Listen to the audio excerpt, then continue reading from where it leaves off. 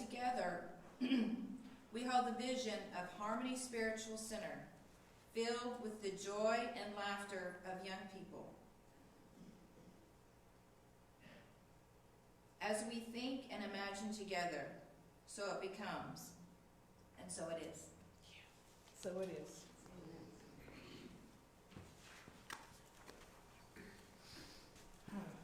Thank you, Owen. Nathan, thank you so much for that wonderful song. Good morning, beloveds. It's lovely to see you out here. And thank you, Facebook friends, for joining us this morning. It is the holiday season. And I've been asking many of you as you came through, how was the Thanksgiving for you? How was the holiday? I'm hoping that it was good, that you had much to give thanks for. And as we go and continue into the season with Christmas coming up, that it continues to be something that you are looking forward to and that you get to enjoy with friends and family. And also because this is a season of giving, that you have an opportunity to give back as well. So I spent my Thanksgiving with family. It's one of the many reasons why I wanted to stop my trip in Asia when I was spending a lot of time there and come back to the U.S. because I miss my family so much. And so I spent the Thanksgiving with them. I think I spent 3 or 4 days over there. We just, ate too much, as you do. And of course, I hauled off a lot of food back to my house, so I won't be cooking this week. Which, that's a bonus. I love that. I love Turkey Day for that. Just a lot of food. That's a bonus. And I was talking with my sister, and I shared with you before, but this is perfect for what I want to talk about today. So I want to share with you again that my sister is having a conference, a couples conference. She and her husband have a couples ministry. And so they're having a conference. And she called and asked me if I had a recommendation for a speaker who could talk on prosperity. And I didn't have one. I had used a person before, but they weren't appropriate for the couples ministry. So I said, I'm sorry, I don't know anyone. And she said, that's okay. She knew someone from before she'd used, and she just wanted to try something new. And so I said, great. Hung up the phone from her. And then George, Spirit, said, you do it. And I said, oh, no, not going to do it. First of all, I don't want to pressure my sister and make her feel like, she has to do, because I'm the oldest, and, I don't want to ask her to do something she'll feel obligated to let me do. And how George and I get in these conversations, so he said to me, that is none of your business. You just call her, and you do it. I said, fine. So I called her, and I said, listen, I really believe that I can do this. I feel led, Spirit told me to call you. She said, done, hired, stop talking. I said, oh, okay, great.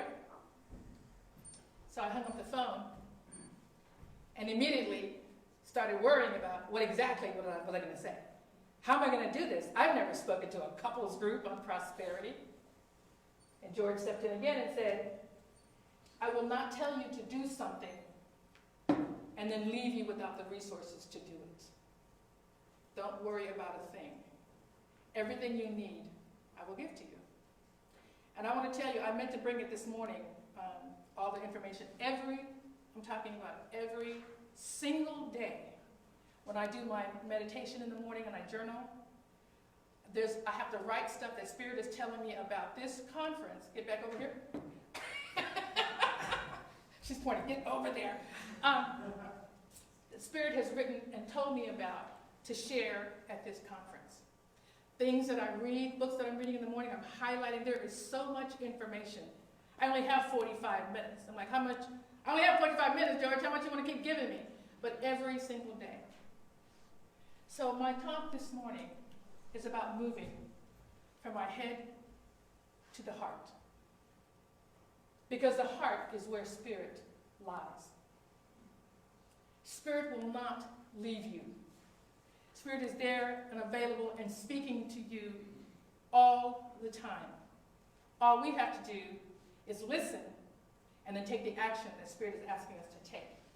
And our purpose here at Harmony Spiritual Centers to be joyously inclusive, spiritually enlightening, and life transforming. So to that end, I always try to speak to you about how you can take information, how you can create that relationship with Spirit so that your life becomes what you want it to be. Here is the thing, is that we are impelled from within to drop things. No. We are impelled from within to become greater. We are individualized expressions of God. And God is always expanding. And so therefore, so are we. And so it's not like our life isn't good. It's that there's always more. There's always desire for more within us. So when Spirit speaks to us, we want to go ahead and pay attention. But here's what we do. Here's what I did. You heard my story. You do it. Oh, no, no. So the first thing is no. Can't do it. That's what we do. Because logically, I've never done that. How should I know how to be able to do that? From a logical perspective, I shouldn't be able to do it. Then we want to go and do some research. Well, if I did it, how would this happen? Who's done this before? So we're looking for some proof that I can do it, that we can do it. We're researching. We're getting into our heads. Thoughts come in, and as we talked about, how far over can I go? Because, I got to walk. Look and see how far I can go, because I'm going to keep walking. Thoughts come into our heads, not necessarily thoughts that are ours, but thoughts from other people who told us in the past, you can't, why should you be able to do that? You can't do that. You're too, what? Old? Young? Thin? Fat? Ignorant? What? Something is in our minds. And that pops up when we get ready to go do something. How should I know that? I don't have enough information. So thoughts come in that tell us, well, we can't do what God is telling us to do. What God has just directed us to do. We start planning, we start looking at all the possibilities, all the opportunities. But here's what I want to tell you. Do all that if you want. If you need to, you don't need to. Check in with God, always. Because that's where the information is that you need. Always. Always. Listen to the voice of God. And you have to go into the silence. That's what we talk about, meditation and prayer. And ask for what you need and listen for what God is trying to tell you. You have to choose. You have to make a decision. We have to stop overanalyzing things and make a choice. If we stop doing this and we check in with God, because that is the heart center, is where the final answer is. And here's what I know about asking God and getting information from God. Because there is no time and space, God is everywhere present all the time, then whatever you need, even out in the future, God is preparing you for. We can't do that from a logical perspective. We have no idea what's going to show up, but Spirit does. Before I came here to speak with you guys, to be the leader here at this church, before I was invited to do so, I knew that I was ready. It took a long time, but I knew I was ready. And I got into conversation with Spirit, and I said, is this the place for me? Is this where I'm supposed to go? Because I know I want to, and the desire is there. But is that me talking? Is that you talking? Make it clear to me. We can ask for whatever we want. And I said, make it clear to me. So now I'm here, and everything, I want to tell you, everything that I need to know is unfolding all the time. And you guys, people ask me, how can you do all these things? How do you know how to do this? I don't know. It just flows to me. The people I need, the knowledge I need, the information I need, everything you need will come to you. Just trust that that is going to happen, because that is what Spirit is all about. That's what we do. Be courageous and make a move. God will not leave you hanging. Will never lead you someplace and then not give you what you need to get it done, ever. So we make a decision and we do something. The thing is that we are complex and God is abundant. There are so many opportunities. God speaks to us all the time. How many of you have heard of Mel Robbins? She's a motivational speaker. She talks about the 5-second rule. What the 5 seconds, not about dropping it on the floor. Not that rule. It's not that one. It's the other 5-second rule. Because what happens is, back to the example that I gave you earlier, Spirit said, you do it. Right there. And you have 5 seconds to do whatever it is that's coming into your head. Because after that, logic kicks in, and it's gone from you. It's gone. What you're supposed to do, and what Spirit is asking you to do, is gone. You have 5 seconds to do it. Okay? So the question is, what do you do in 5 seconds? Because like I said, I'm meditating in the morning, and I'm writing and journaling in my book, and Spirit is just pouring into me. What am I going to do in 5 seconds?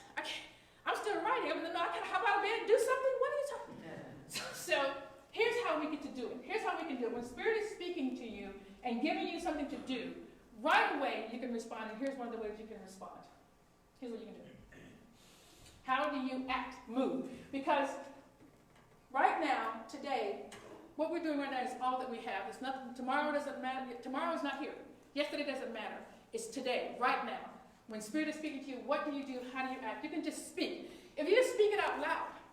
When I say my prayers in the morning or my declarations, I say them out loud so that I can hear myself. Right? Because if you say it in your mind, you kind of dream it. It doesn't actually go into your soul the way it does if you hear yourself saying the words. It actually physically goes into your ears. So just speak it. Whatever it was. Spirit says, call that person. Okay, call Denise. Just say it out loud. That's one thing you can do. The other thing you can do is you can walk. You can walk right over. Spirit says, we got up this morning and we were meeting and greeting one another, right? Sometimes when you're doing that, you feel something about somebody. Like you've known them, like you're supposed to say something. And so you think, I feel a connection. And you start walking over, that can't be real. I don't even know that person. They're going to think I'm crazy. And so you walk away. But if Spirit is telling you to walk over, walk over. If you can just walk over. Do what Spirit is telling you to do right now. Meet that person. Go ahead and do it. You can write it down. As I say, in the morning I have cards. Little cards are right next to my bed. As Spirit is telling me stuff, I'm just writing them down. Because I don't have time to schedule. I can't stop what I'm doing to do that. But when Spirit is talking with me, I just write everything down. Every day I've got cards. I'm going to show you the next time I come. All these cards I've got. That Spirit is telling me about this class I'm supposed to teach. You can schedule it. When someone asks me if you want to do something, or can you come over here, can you do whatever it is? Yes, I want to talk to that person. I want to set up a thing. I'm going to schedule it. Schedule whatever you want. Either schedule a meeting or schedule a call or schedule the meeting. You know what I mean? Just to remind yourself. Just do that. You can schedule it. You can send a memo. Send an email. Email's real easy. I send emails to you guys all the time. You're probably tired of getting them. Every time a thought comes in, I send you guys a newsletter. Oh yeah, I want to tell them all about this. You're like, we're going to take that mail check from her. She's constantly sending stuff. But whenever I think of you, and I think of things that I think you might want to know about, I just go ahead and create a newsletter and send it to you. You can delete it. You can unsubscribe if you want. Up to you. But that's what Spirit tells me to do, so that's what I do. You can simply ask. Sometimes we just need help. And in this season, this Thanksgiving season, this season of giving, some people just need help. Maybe you do. Just ask. Ask somebody. If someone were to ask you for something, would you say no? If it was within your power to do it? No, you would. So go ahead. So there is a book that I'm reading, and it was written in 1919. Back in the time when Napoleon Hill, James Allen, and all this is William Waddell. And he was talking about the science of getting rich.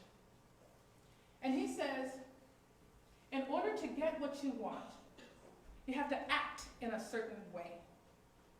And you have to think in a certain way. And to do that, when you think and act in a certain way, acting in a certain way is holding the vision. Right now, we're talking about what we want to see.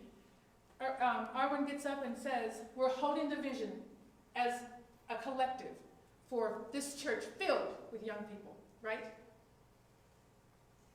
That's thinking in a certain way, acting in a certain way, knowing that regardless of what you see, what you vision and hold is what you draw in. And that's what we're going to do. That's what we are doing, right? So how does it work? I just told this story in the class this morning. I'm going to tell it again because it's a classic for me.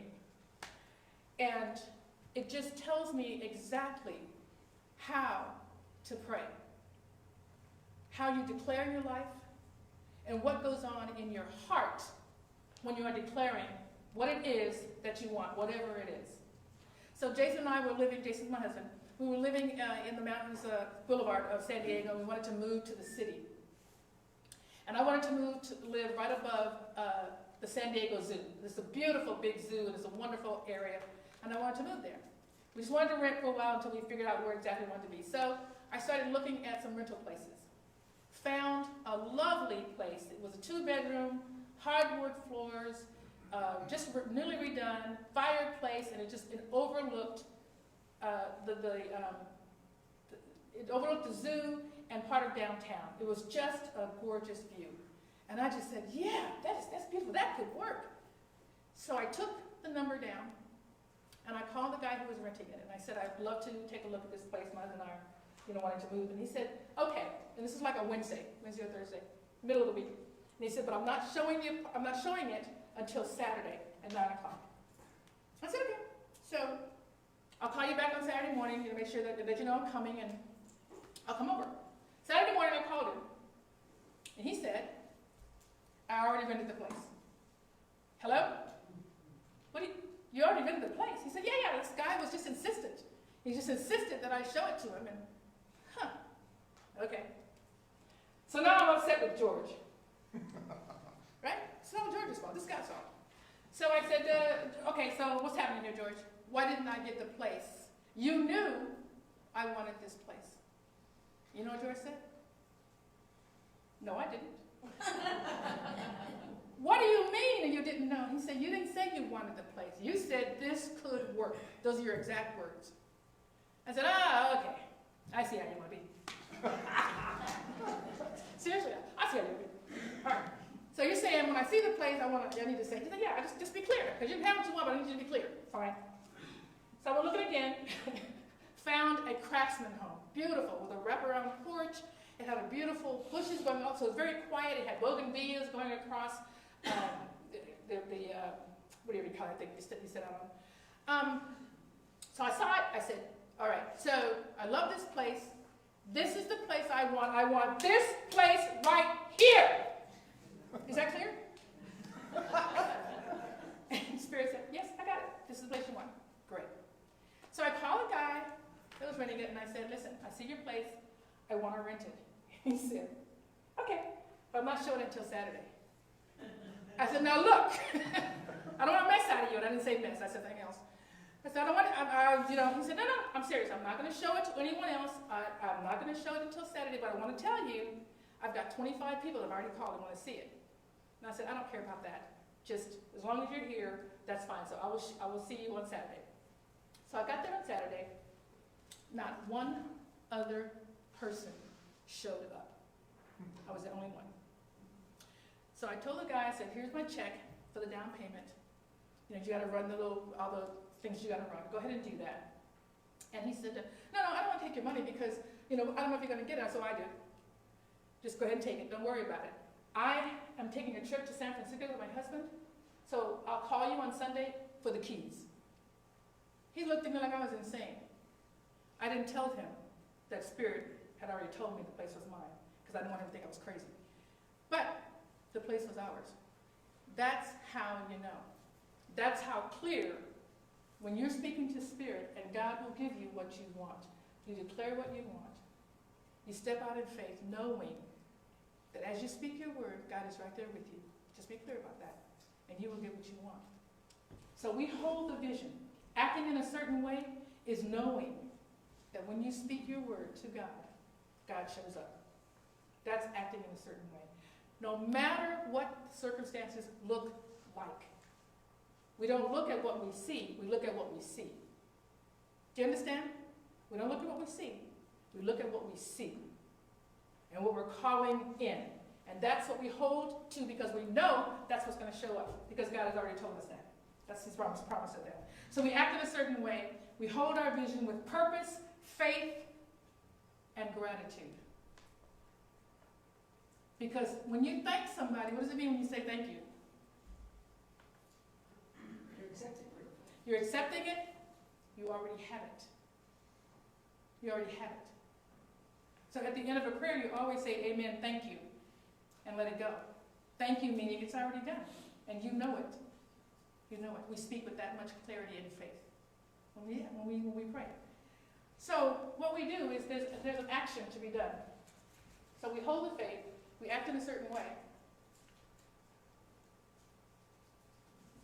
We treat and we move our feet is one way we say it. We pray and we seize the day. Let's go. All right? Let's go. We've already done it. What's the action? Don't keep sitting around thinking about it. God's already said you can have it. So we treat. Our prayer here is, we call it a treatment. We call it a prayer or we call it a treatment. Whatever way you're feeling, whatever way sounds good to you or works for you. A treatment is when I talked about the RUCAT, where you recognize there's only one power and one source. You know that you're united with that source. You choose, what's your declaration, right? You accept it, okay? We give thanks, that's the gratitude, and we release it out into the universe, okay? That's called a treatment or a prayer. We don't beseech, we just plain it. That's what we do. So we do it, and then we do what the next thing is that God is telling us to do. God is with you, always. Has to be. Why? Why does God always have to be with us? Because we're one. Because we are one. We are individualized expressions. There's no place else for God to be but with us. We are one with God. So you are the divine. God is with you. I encourage you to use the 5-second rule. When something is coming to you, do it. Don't argue with it. Don't try to get your logic head into it. Don't let the haters that are in your head tell you that it's not for you. It is for you because God wouldn't have given it to you if it wasn't. The desires of our heart is God impelling out from in us. That's what our desires in our heart are telling us. These are messages from God to us. So when you hear a message from God, move on it immediately. And if you can't move it, write it down so you don't forget it. Go back to it. It's still there for you. God will not leave you. God is not going to tell you to do something and then not give you the resources to do exactly what he's asked you to do. Okay? So use the 5-second rule. Act now. And manifest your vision. Your vision. Your vision. I've talked about my nephew, who is, bar none, the best drummer I have ever heard in my life. He's been drumming since he was 3 years old. 3, he had drums in his hand, just beating on stuff with his hands. He's at a place in his life right now, he's 30 years old, and he's been getting beat up a little bit. But people are saying, how do you know what you know? You can't read music. How can you? And so he's beginning to have doubts. Here's the thing that I want to share with you about your gift and your vision. No one else knows how it's done because it isn't theirs. How would they know? God gave it to you. Your gift is your gift. You don't have to explain your gift to someone else. They're asking because they want to try to do it, but it isn't theirs to do. You don't need to explain it. Just do it. Just be it. Drumming isn't what he does. Drumming is who he is. Okay?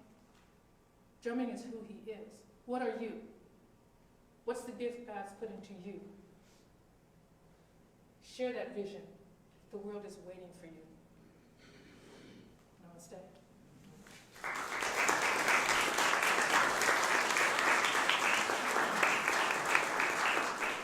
We're going to do a couple of things this morning. After my talk each time, I'm going to share the 1-minute visioning prayer for Harmony Spiritual Center. And this is the first day of Advent, right? And Advent means that we are awaiting the arrival of the Christ light. So every Sunday, Harvey has something he's going to share with us right after he gives the offering blessing, so we'll do that. And then Carter's going to come up and light one of the Advent candles.